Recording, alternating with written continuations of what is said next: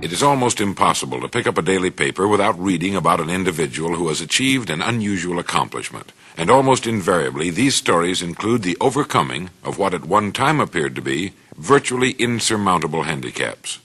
The boy whose legs were terribly burned and who seemed destined to a life as a cripple becomes one of the world's outstanding runners. The poor boy who amasses a fortune, the boy with a serious speech impediment becomes one of the nation's top news commentators. Every day, a new and dramatic story appears somewhere, the old story of obstacles overcome and outstanding success achieved. Well, they're just too numerous to mention. But how and why are these things done? To me, this is a very interesting subject.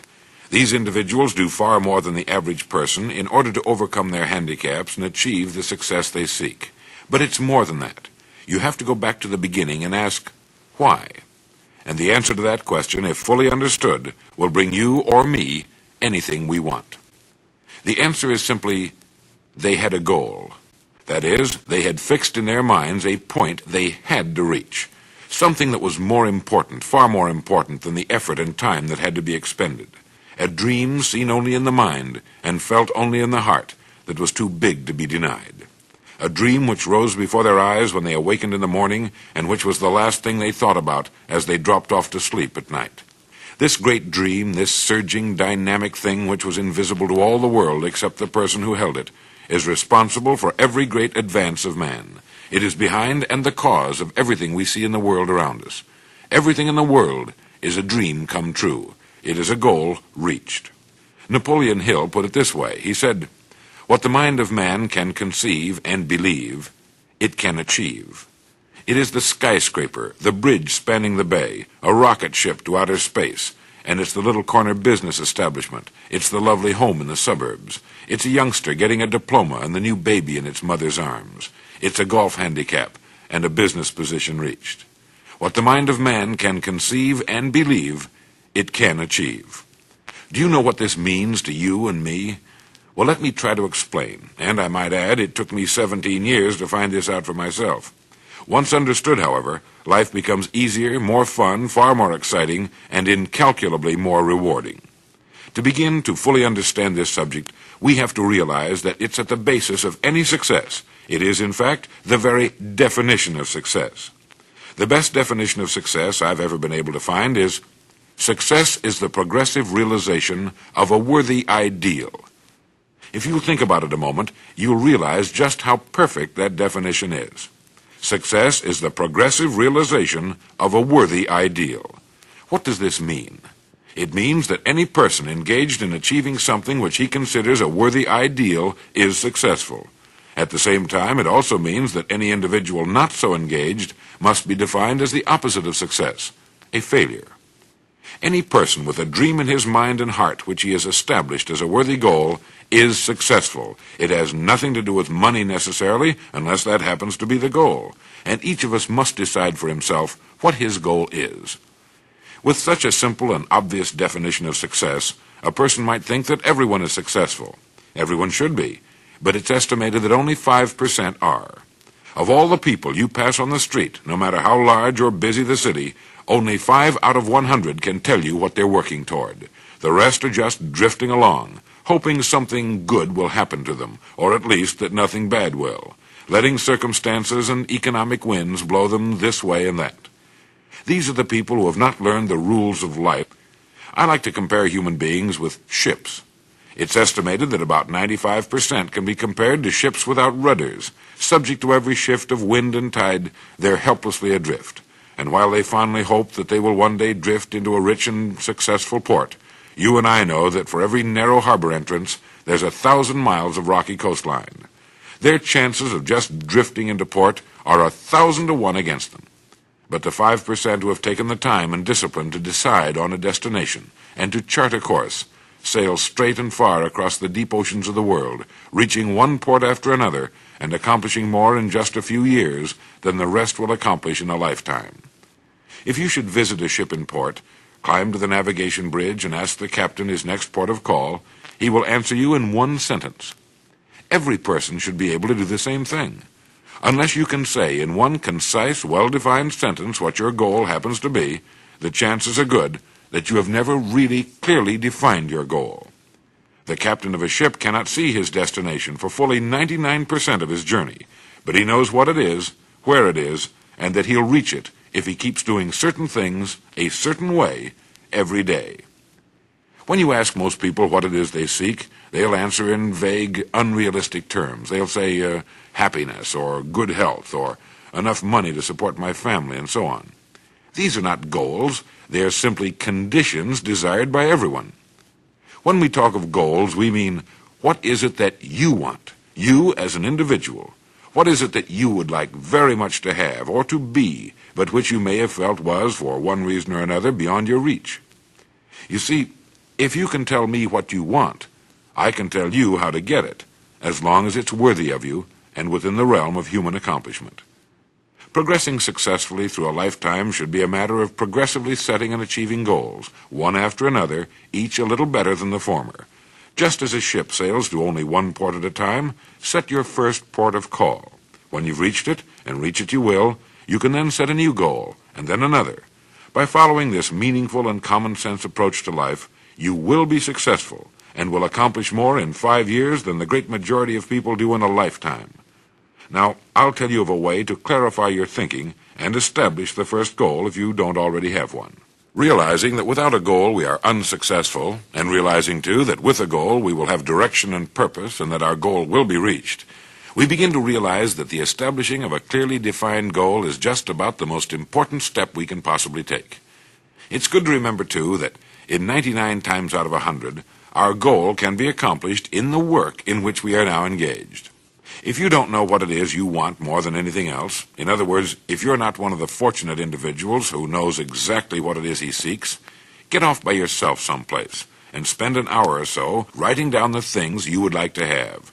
This could include a beautiful home, a car, a certain amount of money, a specific income, a particular position with your company, and so on. A sales quota, any one of 100 things. Write down as many as you can think of. When you've written down all the things you want, choose one, only one, that you want more than the others. Write this on a separate sheet, or draw a circle around it.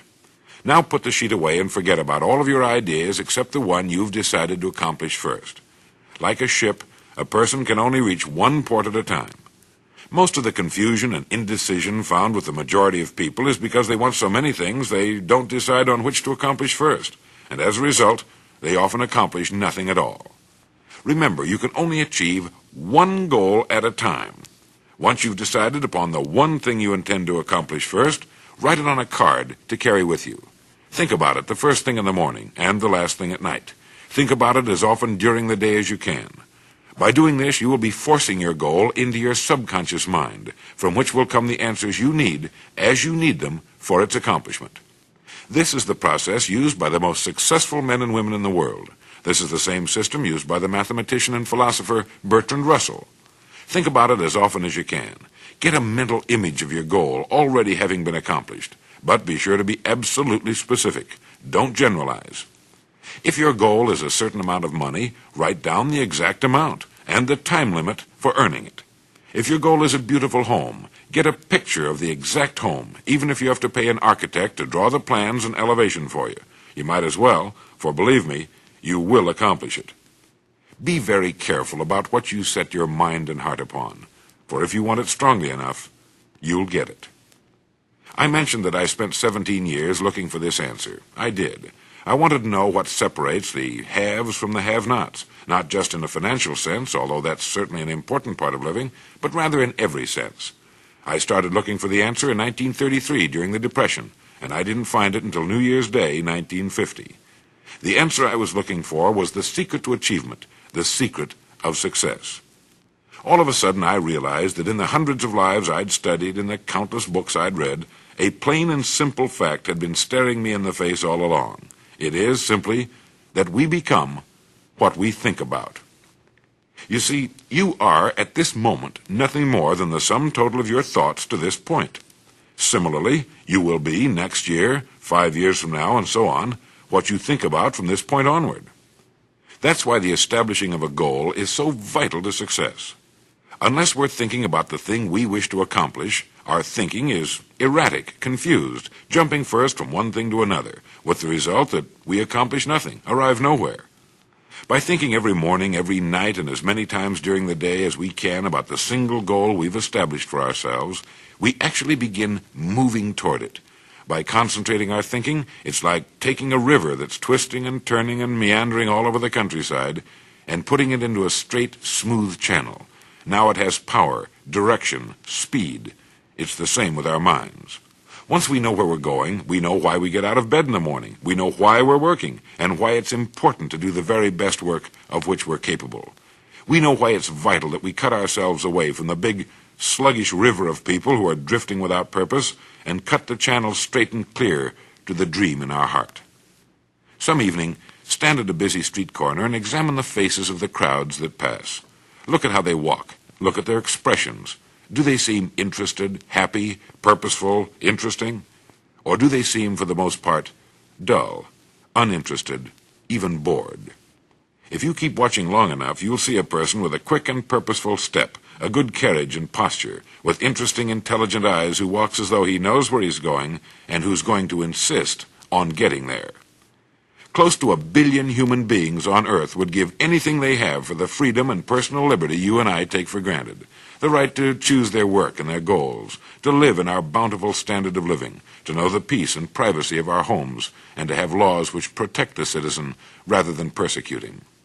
We have it all, and yet in the midst of our plenty, millions lead unhappy lives, living from day to day, month to month, in a prison of their own building. These are the ones who have never made the decision that could set them free. They have not decided what to do with their lives, even in a climate of freedom. As Carlyle said, the man without a purpose is like a ship without a rudder, a waif, a nothing, a no man. Have a purpose in life, and having it, throw such strength of mind and muscle into your work as God has given you. He also wrote, "A man with a half volition goes backwards and forwards, and makes no way on the smoothest road. A man with a whole volition advances on the roughest, and will reach his purpose, if even there be a little wisdom in it." And Munger wrote, "There is no road to success but through a clear, strong purpose. Nothing can take its place. A purpose underlies character, culture, position, attainment of every sort." Decide on your goal. Insist upon it. And for the next 30 days, look at your card with your goal written on it every morning, every night, and as many times during the day as you can. Force your goal into your subconscious mind. See yourself as already having attained it. Do this without fail every day for 30 days, and it will become a habit that will lead you from one success to another all the days of your life. For this is the secret of success, the door to everything you will ever have or be. You are now, and you will become what you think about. To watch the official version of Earl Nightingale's The Strangest Secret, check the video right there next to me. I think you'll love it. Continue to believe, and I'll see you there. I'd like to tell you about the strangest secret in the world. Not long ago, Albert Schweitzer, the great doctor and Nobel Prize winner, was being interviewed in London, and a reporter asked him, "Doctor, what's wrong with men today?"